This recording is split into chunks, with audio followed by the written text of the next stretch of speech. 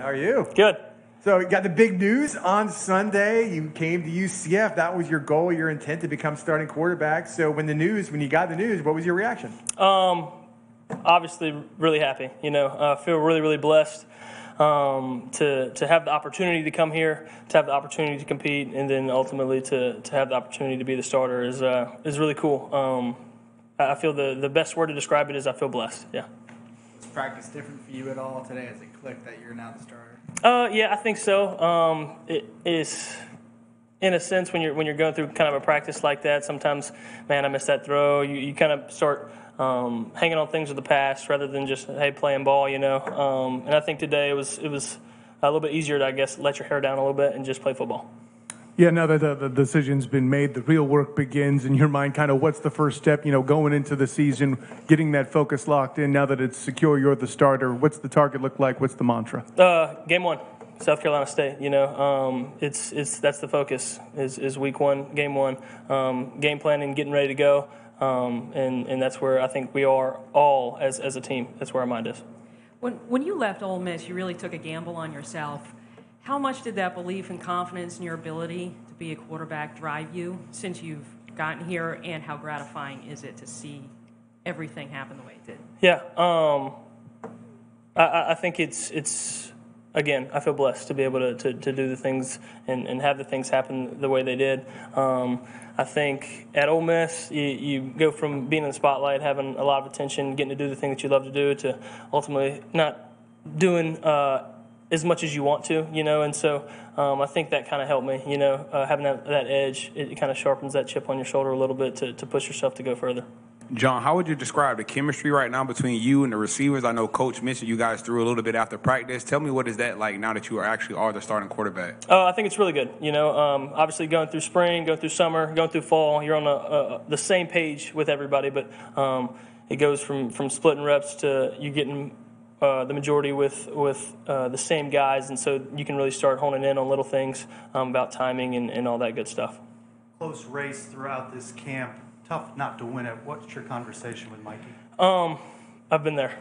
I've lived it. It's kind of going back. The competition was unbelievable, right? He's an amazing competitor. Obviously, when we're watching film, you get to watch a ton of his film. He made some amazing plays last year. Kind of got thrown in the fire. Actually, did get thrown in the fire. And so to see the way he responded last year is really, really cool for me because.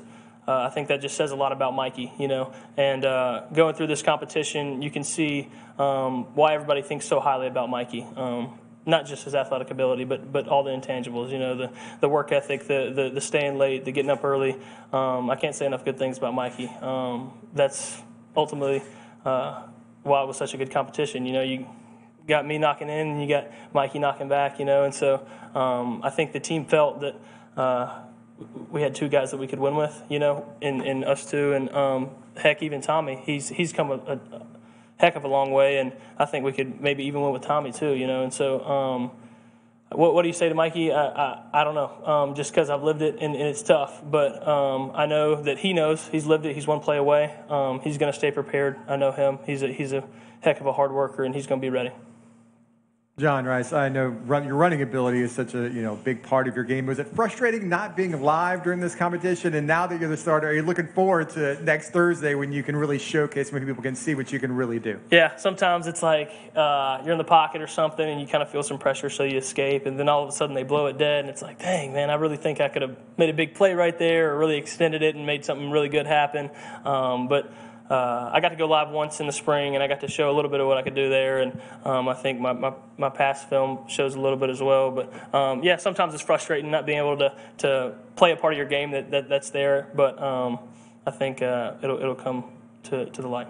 Gus told the team Sunday afternoon. When did you learn that you were going to be the starter? What was kind of the process of kind of getting the news? Yeah, so Coach Gus would meet with both me and Mikey. He met with us after the second scrimmage, and he just kind of gave us the timeline, like, hey, this is what we're looking to make the decision in. And as Coach Gus is, he's a man of his word, and stuck to that timeline. And he told us Sunday, and Sunday rolled around, and he called us in, and he told us. And then immediately following that meeting, he told the team. And so then you get out of the team meeting and you look at your phone and your phone's going crazy, but pretty quick turnaround. But again, feel blessed. So, John, obviously we've talked at length about how tough the competition was, how close it was, all that. Dealing with that particular competition, though, how did that help you come along quick to get back into the groove of playing quarterback? How much better are you now because of that experience? Yeah, I think when you're in a competition, there's no time for slacking around. When you're in a competition like that, you got to be on your P's and Q's, crossing your T's and dotting your I's, and so it kept me sharp, and I think Mikey's going to continue to keep me sharp, pushing me through this whole thing, and we're going to do this thing together with the whole quarterback room, me, Mikey, Tommy, Timmy. Now he's an awesome addition to it. Brock and Will, we're gonna do this thing together, and so we're really excited about it. Now that the competition is over and you're gearing up for Thursday, kind of what's your mindset? What responsibilities do you put on your own shoulders as the starting quarterback? To be able to execute a game plan. Like we've already gotten a little bit into it with today's practice, but being on the same page with Coach Gus Malzahn and Coach Lindsey, just knowing the game plan like the back of your hand, and then repping it until it's perfect. And so I think that's the biggest responsibility, is knowing the game plan, knowing it cold, and being able to execute it. John, what would you say you're looking forward to the most is running out that tunnel for your first time as a starting quarterback at UCF in the bounce house? Tell us about it. Really excited to run out to see the bounce house. I mean, I've heard so many things about it. I heard how it shakes. I heard how the locker room doors are just flapping to get open, and I'm really excited about the atmosphere of the bounce house and to see Night Nation out there. I would say that's one of the things I'm most excited about. Could you talk a little bit about Kamari Gamble and what it's like to have an athletic tight end like him? Yeah, he's a stud. I think I'm sure y'all have seen his tape at Florida. I mean, he's a freak athlete. He blocks well. He catches well. He runs routes well. He just does it all well. Same thing with Alec. Those two guys are just freaks, is what I call them. When guys are that big and can move that fast and jump that high, I call them freaks. And so that's what those two guys are. Fans had a chance to see you at the spring game. In what ways do you think you're better than when folks last saw you? I think I got a better grasp on the offense, no doubt about that. In the spring game, going through spring, you're kind of scrambling, like trying to get a hold of everything, trying to soak it all in like a sponge, and some things you miss, minor details that make you a good offense, and so I think I know the game plan, know the offense a little bit better than I did then, and hopefully it shows. In what ways do you think you're better than the last time you started at quarterback? I think I've grown a lot. I know the game a lot better now. When I was at Ole Miss, I didn't really know a whole lot of football. I thought I did. As a kid, you think you know football, but being in college, being in the college football atmosphere, you learn a lot about the game of football, about defenses, about what you're trying to do, and I know football a lot better than I did. To piggyback off that, sorry, I don't have a mic. No. When you were in that position, like you said, with Mikey, what were you telling yourself to not give up, not to stop your dream? When is that? When you were back at Ole Miss, yeah. And you're starting to get, now you're obviously. Yeah, it was tough, right? Like you go from doing something that you love so much to having to watch somebody else do what you love, and it's like selfishly you want to be out there. It's like, man, I think I should be out there. I want to be out there. I want to be out there making plays. But at the same time, you're a part of a team, and the team's goal is to win. And so I tried to play my role as best that I could and be there for Matt when he did well. And when he did bad, you just kind of try to be there. And then the following year going to receiver, again, just trying to play my role to the best that I can with the abilities that God has blessed me with. And now that I'm here, I feel really blessed to be here. Hey, John. With playing receiver the past couple of years at Ole Miss, how happy and comfortable are you back being a starting quarterback full-time? Overjoyed, yeah. Played quarterback since I was a little kid. Obviously, when you're a little kid, you do a lot of things. Quarterback, you play defense, you play safety, you do a lot of things. But I really fell in love with quarterback at a young age. And being able to not do it, I think, really showed me how much that I loved it. And I missed it a ton. And to be able to now do it again, overjoyed, happy, and blessed.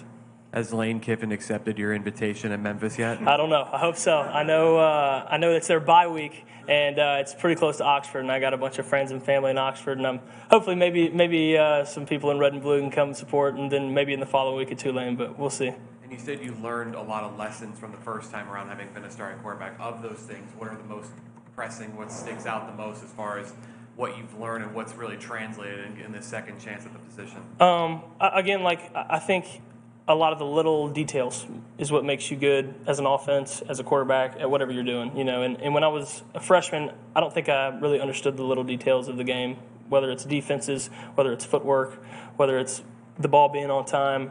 I was just out there playing backyard football in a sense, but had really good coaches, really good players around me that helped me ultimately make some plays, But, yeah, excited to do it again. With our stable of running backs and your running ability, tell me how exciting this offense could truly be with Coach Gus Malzahn at the helm. I think you got a full package, right? I think you got offensive line that's unbelievable. Right? To be able to go through the spring and the summer and the fall, those guys, you just see how, again, freaks they are, with the ability to do that. And then running backs, you're as deep as you can be. And then the receivers are playmakers, right? And so I think you just got the full package. It's hard to cover everything up as a defense, I think.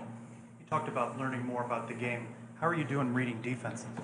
Doing better, I think that's something, again, that goes back to game plan. You look at tendencies of teams and tendencies of players, and, again, the little details matter, And so from freshman year John Rhys to John Rhys now, I think it's pretty night and day.